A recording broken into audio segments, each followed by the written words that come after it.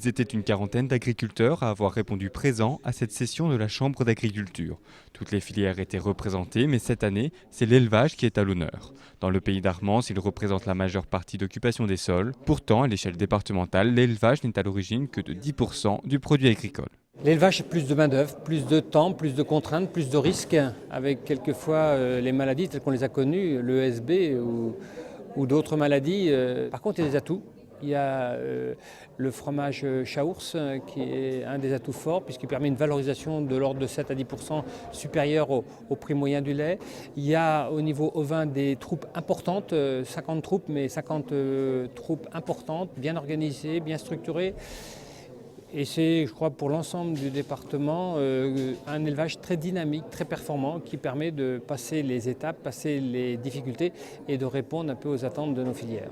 Cette réunion était aussi l'occasion d'exposer au nouveau préfet les différentes filières agricoles du département, ainsi que leur situation. Au cœur de la discussion, les conséquences de la crise.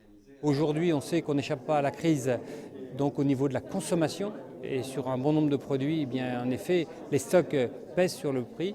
Par contre, la crise a aussi ses points favorables, c'est celui d'une inversion de la parité euro-dollar qui redonne de l'attractivité à l'exportation de nos produits, en particulier sur le blé tendre, sur le champagne, sur le fromage.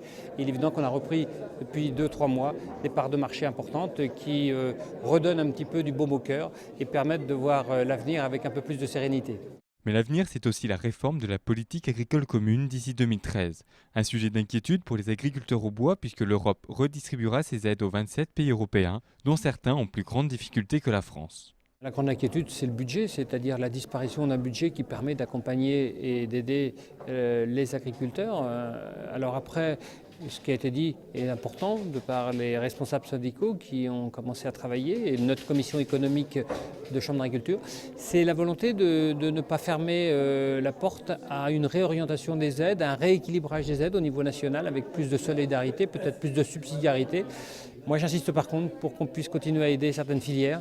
Le chanvre, la lucerne, la pomme de terre fécule, les petites filières qui, bien sûr, ne représentent que très peu en termes de surface et de chiffre d'affaires, mais qui jouent un rôle aussi dans l'équilibre de notre économie. Une économie qui s'est revigorée donc, mais qui reste fragile. Dans le département, 15% de la main-d'œuvre est liée à l'agriculture, ce qui représente autour de 15 000 emplois.